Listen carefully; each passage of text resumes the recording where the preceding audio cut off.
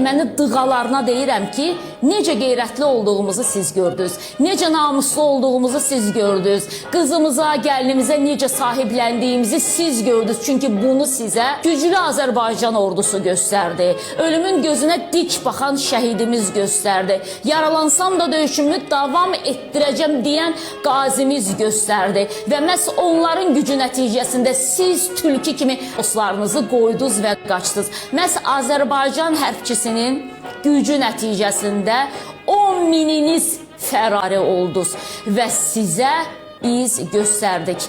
Bir qədər gec olar, amma elə bir güc olar, yuxunuzda da yaşmanın bir bretini görəndə qorxuya düşənlərsiz, əsim-əsim əsənlərsiz.